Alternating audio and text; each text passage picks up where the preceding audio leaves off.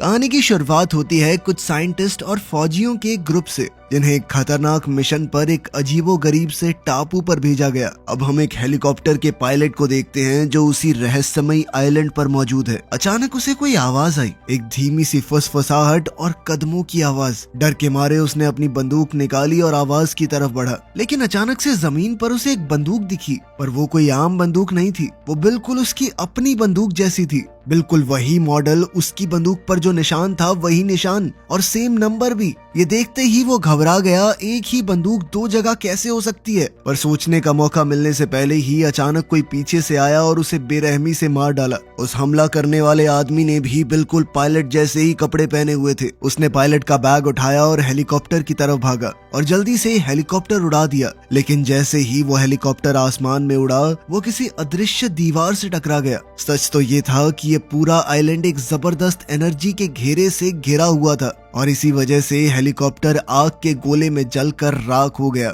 यहाँ से कोई भी बाहर नहीं जा सकता। कहानी वक्त में थोड़ा पीछे गई और अब हम सैन फ्रांसिस्को शहर में एडिसन नाम की एक एक्स मिलिट्री औरत को देखते हैं। वो यहाँ एक आदमी से मिलने आई थी जिसका नाम है चेज। एडिसन उसे एक बहुत खतरनाक मिशन के लिए भर्ती करना चाहती थी। एडिसन ने चेज से कहा कि हम तुम्हारे बारे में सब कुछ जानते हैं। तुम पहले आर्मी में थे, लेकिन एक मिशन में नाकामी के बाद बाहर निकाल दिया गया। तुम्हारा नाम तक सरकारी कागजों से मिटा दिया गया है, जैसे वो कभी इस दुनिया में था ही नहीं। और यही वजह थी कि एडिसन उसे अपने साथ जोड़ना चाहती है। उसकी कंपनी ऐसे ही लोगों को ढूंढ रही थी जो कागजों में जिंदा ही ना हो। खैर, चीज ने पूछा कि मिशन क्या है, तो एडिसन ने बताया कि एक रहस्यमयी टापू पर जाना है। तुम्हारा सिर्फ एक काम होगा, कंपनी के मालिक की बेटी स्टेसी को वापस लाना। इसके बदले में करोड़ों रुपए मिलेंगे, इतने की पूरी जिंदगी आराम से बैठ के खा सकते हो। ये सुनते ही चेज हैरान हो गया। अगर उसे बस एक टापू पे जाके किसी को लेकर आना, इतने पैसे क्यों? पर उसने ज्यादा सवाल नहीं किए। उसे पैसों की बहुत जरूरत थी तो उसने हाँ कह दिया।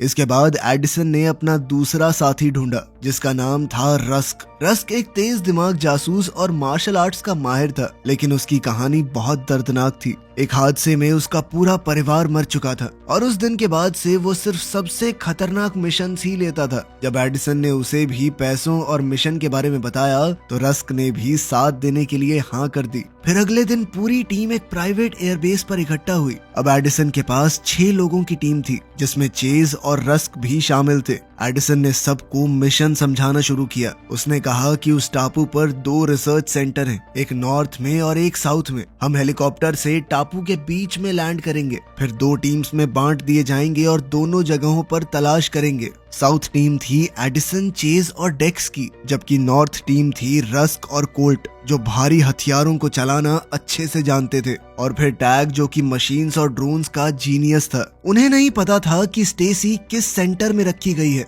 इसीलिए दोनों टीम्स अपनी अपनी जगह पर ढूंढने वाले थे। जैसे ही स्टेसी मिल जाएगी, सब वापस टापू के बीच वाले पॉइंट पर हेलीकॉप्टर के पास मिलेंगे। फिर हम देखते हैं कि मिशन शुरू होने से पहले टैग अकेला बैठकर अपनी बेटी की तस्वीर देख रहा था। उसकी पत्नी मर चुकी थी और उसकी बेटी ही उसकी पूरी दुनिया बन चुकी थी। लेकिन अब वो बेटी एक भयानक बीमारी से लड़ रही थी। उसका इलाज बहुत महंगा था और टैग के पास इतना पैसा नहीं था। यही वजह थी कि उसने ये मिशन कबूल किया। वो ये सब कुछ अपनी बेटी के लिए ही कर रहा था। कुछ देर बाद जब पूरी टीम के लोग एक साथ बैठे थे तो बातचीत के दौरान एक बहुत ही अजीब बात सामने आई। उन सब का ही कोई अपना नहीं बचा था, ना माँ बाप, ना जीवन साथी और ना कोई और जो उनका इंतजार करे। ये सोचकर सबके मन में एक सवाल उठने लगा कि क्या ये सिर्फ एक इत्तेफाक था या कंपनी ने जानबूझकर उन्हीं लोगों को चुना है जिनके पास खोने के लिए कुछ भी ना हो। कुछ ही देर में सब लोग हेलीकॉप्टर में बैठकर उस रहस्यमयी टापू की तरफ उड़ गए। 15 घंटों की लंबी उड़ान के बाद वो लोग वहां पहुंच चुके थे।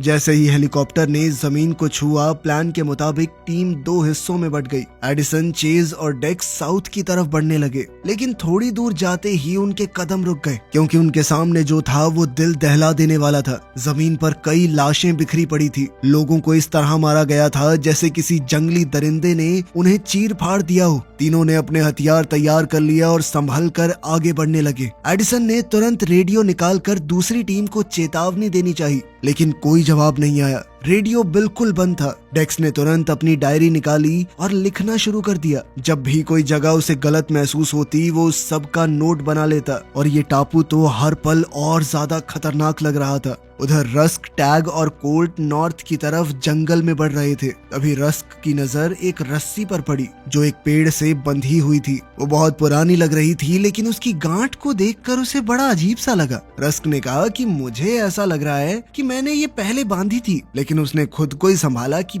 ऐसा कैसे हो सकता है और आगे बढ़ गया। थोड़ी ही देर में उनका रेडियो भी बंद हो गया। अब दोनों टीम्स का एक दूसरे से कोई संपर्क नहीं हो पा रहा था। वहीं साउथ में एडिसन की टीम को और भी लाशें मिलती जा रही थी। कोई नहीं जानता था कि उनकी मौत कैसे हुई। फिर थोड़ा आगे चलकर उन्हें खाली कैंप मिला। एडिसन ने वहां अपना पोर्टेबल सिग्नल बूस्टर लगाया और दोबारा से कोशिश की, लेकिन फिर भी कोई कनेक्शन नहीं बना। लेकिन उसी पल डेक्स को कुछ और भी हैरान कर देने वाला मिला। उसने एक लाश की घड़ी उतारी और जैसे ही उसने उसे देखा उसका रंग उड़ गया। वो घड़ी एकदम वैसी थी जो उसने पहनी हुई थी। वही ब्रांड, वही डिजाइन, वही खरोंचे। लेकिन ये कैसे हो सकता है? चेज ने कहा कि हो सकता है सिर्फ इत्तेफाक हो, ज्यादा मत सोच भाई। लाश का चेहरा बिल्कुल बिगड़ चुका था जिससे पहचान पाना नामुमकिन सा था। शायद किसी जानवर ने हमला किया होगा।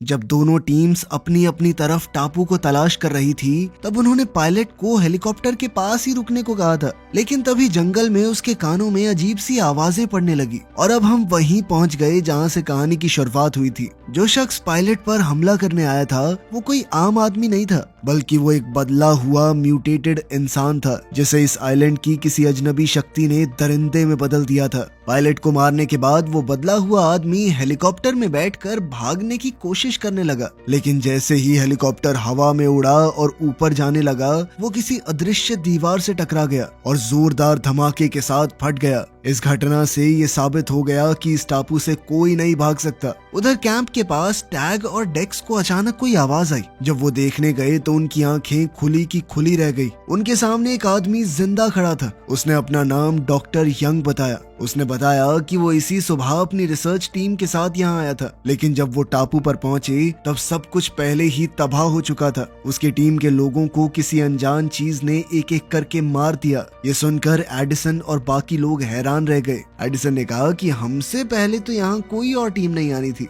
लेकिन डॉक्टर यंग अपनी बात पर अड़ा रहा। तब उन लोगों ने उससे स्टेसी के बारे में पूछा, वही लड़की जिसे बचाने के लिए वो यहाँ पर आए थे। स्टेसी का नाम सुनते ही डॉक्टर यंग का चेहरा बदल गया और उसने उन्हें धीरे से अपने साथ चलने को कहा। वो उन्हें जंगल के बीच एक अकेली बिल्डिंग तक ले गया। वहाँ जमीन पर एक लाश पड़ी हुई थी। उसका चेहरा बुरी तरह से खराब हो चुका था। यही लड़की स्टेसी है, यानी वो पहले ही मर चुकी थी। इस मंजर को देखकर सब लोग सन्न रह गए। जिसे बचाने वो यहाँ पर आए थे वो तो कब की मर चुकी थी। एडिसन ने धीरे से बाकी सबको देखा और कहा कि अब क्या हमें पैसे मिलेंगे, मगर किसी के पास कोई जवाब नहीं था। थोड़ा सोचकर उन्होंने फैसला किया कि वो स्टेसी की लाश को अपने साथ लेकर जाएंगे ताकि कोई तो सबूत रहे। रात हो चुकी थी और हेलीकॉप्टर का रास्ता काफी दूर था, इसीलिए उन्होंने वहीं कैंप में रात गुजार कर सुबह निकलने का फैसला किया। अभी भी वो दूसरी टीम से कोई कांटेक्ट नहीं कर पा रहे थे ताकि उन्हें बता दें कि मिशन पूरा हो चुका है। इधर डॉक्टर यंग को थोड़ा सुकून महसूस हो रहा था। उसने कहा कि कम से कम मैं अकेला नहीं हूँ, तुम लोगों के साथ यहाँ से निकल जाऊंगा।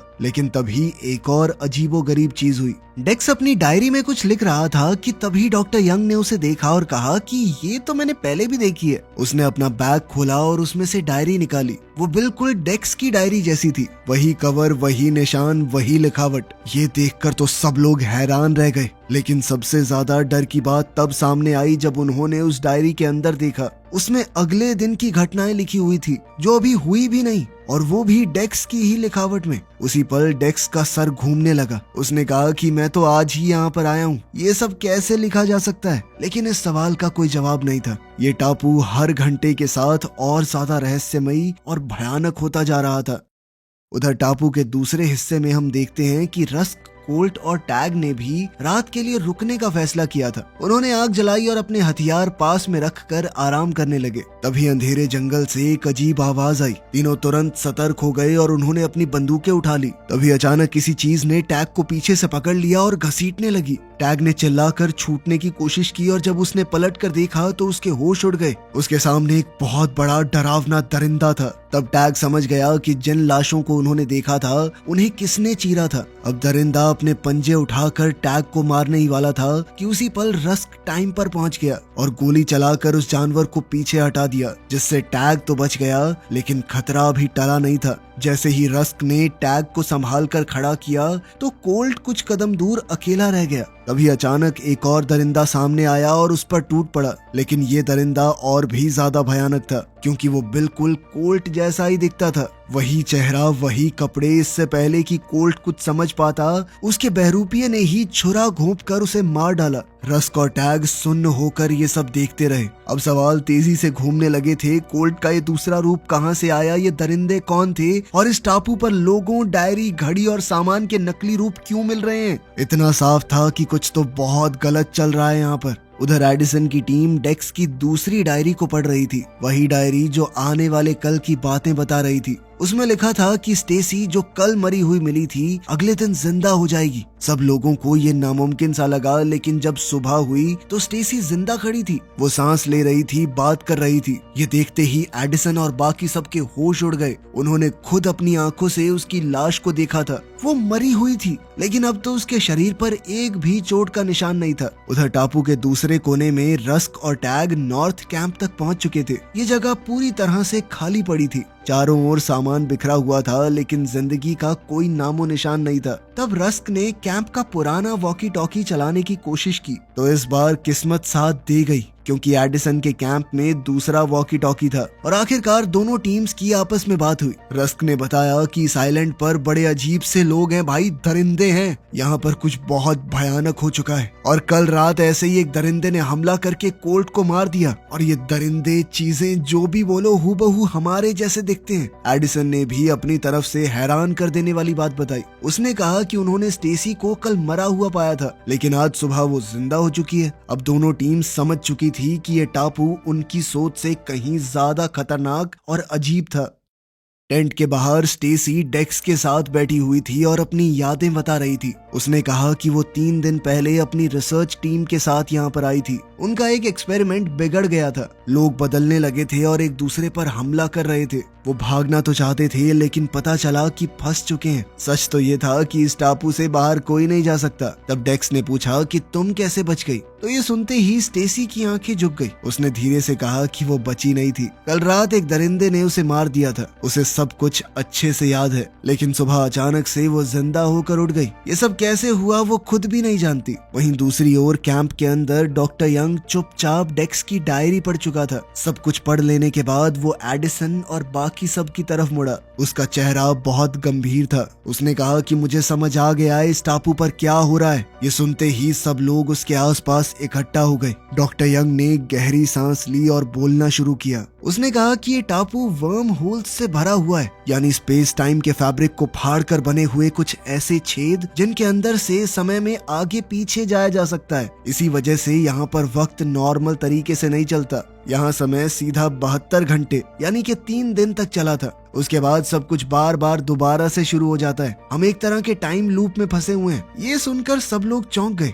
डॉक्टर यंग ने आगे बताया कि हर बार जब ये चक्कर दोबारा शुरू होता है तो पिछले चक्कर की कुछ चीजें अगले चक्कर में आ जाती हैं। इसीलिए उन्हें एक्स्ट्रा घड़ी, भविष्य की ये डायरी और वो रस्सी मिली जो रस्क को लगता था कि उसने बांधी है। ये सारी चीजें उनके ही पुराने रूप छोड़ कर गए थे। अब सबको समझ आ चुका था कि वो यहाँ पहले भी आ चुके हैं, और वो भी सिर्फ एक बार नहीं। हर 3 दिन में एडिसन और उसकी टीम दोबारा से इस टापू पर पहुंचती है, ये सोचकर कि यहाँ पर वो पहली बार आए हैं। लेकिन असल में ऐसा था नहीं। वो सब समय के चक्कर में फंस चुके थे। इस पर चेज ने घबराई हुई आवाज में पूछा, फिर उनके बाकी रूप कहाँ गए? डॉक्टर यंग ने नजर झुका ली और कहा कि उनमें से ज्यादातर मर चुके हैं। मैंने उनकी लाशें देखी हैं जो पूरे टापू पर बिखरी हुई हैं। उनके चेहरे बिगाड़ दिए गए थे ताकि कोई उन्हें पहचान न सके, लेकिन वो तुम लोग ही थे। ये सच सुनकर सब लोग चुप हो गए। अब डॉक्टर यंग आगे कहने लगा कि सारे के सारे लोग नहीं मरे, बल्कि कुछ इस आइलैंड की शक्ति से बदल गए। डायरी के हिसाब से जो भी इंसान 3 दिन से ज्यादा इस टापू पर रहता है वो अपना दिमाग, शरीर, होश खो बैठता है। इसका मतलब ये हुआ कि जिन दरिंदों से तुम लड़ रहे थे वो तुम ही थे, तुम्हारा ही पुराना रूप है वो। तब डेक्स ने कांपती हुई आवाज में कहा कि ये पूरा टापू ही एक चक्कर में फंसा हुआ है और अब हम सब भी। तभी अचानक उन्हें गुर्राहट, चीख और कदमों की आवाज सुनाई दी। असल में जंगल से दरिंदों की भीड़ उनकी तरफ बढ़ रही थी और वो कैंप को घेर रहे थे। उधर रस्क और टैग रेडियो पर डॉक्टर यंग की बात सुन ही रहे थे कि उन पर भी दरिंदों ने हमला कर दिया। डेक्स की भविष्य वाली डायरी सच हो रही थी। अपने ही टेढ़े मेढ़े से रूप से लड़ना काफी अजीब सा था, लेकिन उनके पास कोई और रास्ता तो था नहीं, इसीलिए उन्होंने मुकाबला किया। इधर एडिसन की टीम पर भी दरिंदों ने हमला कर दिया था। वहीं चेज एक पल के लिए जम गया क्योंकि वो अपनी तरह दिखने वाले इंसान पर गोली नहीं चला पाया। तब एडिसन ने उसे याद दिलाया कि वो तुम नहीं हो, हमें जीना है। आखिरकार उन्होंने सर पर निशाना लगाकर उन वहशी दरिंदों को गिरा दिया। रस्क और टैग भी अभी तक तो बचे हुए थे, लेकिन उनकी ज्यादातर गोलियां खत्म हो चुकी थी और उन्हें पता था कि ये तो सिर्फ शुरुआत है। उधर कैंप में हालात और ज्यादा खराब हो गए। स्टेसी, जिसे वो लोग बचा हुआ समझ रहे थे, अचानक अपना रूप बदलने लगी। उस पर भी एक्सपेरिमेंट का असर हो चुका था। अचानक उसने डेक्स पर हमला कर दिया। चेज ने उस पर गोली भी चलाई, लेकिन देर हो चुकी थी। इस हमले में डेक्स मारा गया। दिन के आखिर तक वो सिर्फ जिंदा रहने के लिए घंटों तक लड़ते रहे। आखिरकार रस्क ने टापू के बाहर मौजूद कंपनी के बेस से संपर्क किया। उसने बताया कि हेलीकॉप्टर तबाह हो चुका है और साथ ही झूठ बोल दिया कि स्टेसी अभी जिंदा है ताकि कंपनी रेस्क्यू टीम भेज दे। लेकिन उसे ये नहीं पता था कि कंपनी पहले से सब कुछ जानती है। उन्हें पता था कि स्टेसी मर चुकी है। उन्हें पता था कि ये टापू 3 दिन के टाइम लूप में फंसा हुआ है और उन्होंने टीम को जानबूझकर भेजा ताकि उन्हें अपने एक्सपेरिमेंट के लिए इस्तेमाल कर सके। इसी वजह से ऐसे लोगों को चुना गया जिनके पीछे रोने वाला कोई ना हो, ताकि कोई उन्हें ढूंढने भी ना आए। फिर कंपनी के गुप्त बेस पर एक और भयानक सच सामने आया। अब सिर्फ 12 घंटों में कंपनी पूरे टापू पर बम गिराने वाली थी ताकि ये खतरनाक बदलाव बाहर की दुनिया में कभी ना पहुंच पाए। अब सिर्फ 5 लोग जिंदा बचे थे और उन्हें किसी भी तरह खुद जिंदा बचकर निकलना होगा, इससे पहले कि टापू तबाह हो जाए। अब रस्क और टैग ने रेडियो के जरिए एडिसन, चेज और डॉक्टर यंग को सब कुछ बता दिया। लेकिन अब सबसे बड़ी प्रॉब्लम ये थी कि उनका हेलीकॉप्टर तो तबाह हो चुका है। जब सब लोग उम्मीद छोड़ने लगे तब अचानक से रस्क को कुछ अजीब याद आया। टापू पर आने के बाद से उसे कुछ ऐसी चीजें दिख रही थी जो घटनाएं कभी हुई ही नहीं। उसे लगा कि ये उसके मन का वहम है, लेकिन अब उसे सच समझ में आ गया था क्योंकि इस टापू पर समय उल्टा बह रहा है, इसीलिए वो भविष्य की यादें देख पा रहा था। इन्हीं यादों में से एक में उसने टापू के किनारे छुपी हुई छोटी सी नाव देखी जो उनके यहाँ से निकलने का आखिरी रास्ता है। फिर जैसे ही सुबह हुई तो दोनों टीम्स उस जगह की तरफ बढ़ने लगी जहां पर रस ने नाव देखी थी। एडिसन की टीम ज्यादा नजदीक थी, इसीलिए वो पहले वहां पहुंच गए और रस्क और टैग का इंतजार करने लगे। डॉक्टर यंग ने उसे चेक करके बताया कि फ्यूल टैंक पूरा भरा पड़ा है और अगर समुद्र में तूफान नहीं आया तो हम शहर तक पहुंच सकते हैं। लेकिन रस्क और टैग अभी भी दूर थे। वो दरिंदों से लड़ते हुए आगे बढ़ रहे थे। उनकी गोलियां लगभग खत्म हो चुकी थी और लगातार लड़ने से वो बहुत थक चुके थे, इसीलिए अब उन्हें अपने ही ज्यादा ताकतवर बदले हुए रूप से हाथापाई करनी पड़ रही थी। बहादुरी से लड़ने के बावजूद आखिरकार टैग को उसी के बदले हुए रूप ने मार दिया। भरे हुए दिल के साथ रस्क ने वादा किया कि अगर वो जिंदा बच गया तो टैग की बेटी को जरूर ढूंढकर उसकी हिफाजत करेगा। लेकिन तभी एक और भयानक झटका लगा। असल में रस्क का भी एक बदला हुआ रूप सामने आ गया जिसने हाथ में बंदूक तानी हुई थी। ऐसा लग रहा था कि खेल खत्म,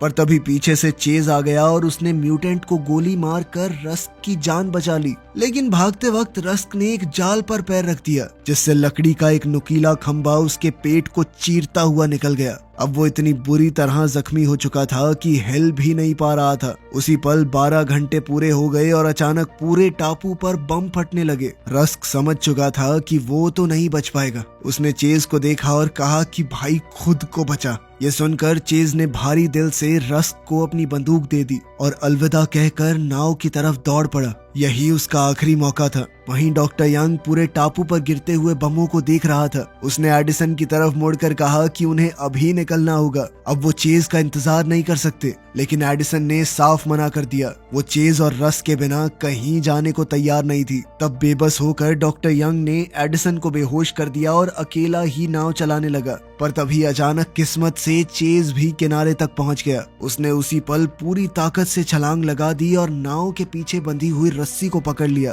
तभी एडिसन भी होश में आ गई और जो उसने देखा वो बहुत भयानक था। असल में अब डॉक्टर यंग बदलने लगा। वो सबसे ज्यादा समय तक टापू पर रहा था और 3 दिन पूरे होते ही उसका रूप बदलने लगा। उसकी आंखें चमक रही थी और चेहरा टेढ़ा मेढ़ा हो चुका था। अचानक वो एडिसन को मारने के लिए उस पर झपट पड़ा। उसी पल एक आखिरी गोली की आवाज गूंजी। ये कोई और नहीं बल्कि रस्क था। उसने अपनी आखिरी सांसों में जलते हुए टापू से वो आखिरी गोली चलाकर एडिसन की जान बचा ली थी और फिर अगले ही पल वो धमाके में मारा गया। अब उस नाव में सिर्फ चेज और एडिसन बचे थे। वो जिंदा थे लेकिन आग और तबाही से घिरे हुए। उन्हें नहीं पता था कि वो बच भी पाएंगे या नहीं। उसी जगह से गुजरे जहां हेलीकॉप्टर तबाह हुआ था, लेकिन शायद इस आइलैंड पर हुए ब्लास्ट की वजह से वर्म होल हिल गए थे और कुछ पलों के लिए एक सुरक्षित रास्ता खुल गया, जिससे चेज और एडिसन टापू से सही सलामत निकल गए। वीडियो पसंद आई तो लाइक कर देना, चैनल को सब्सक्राइब कर लेना। मिलते हैं अगली वीडियो में।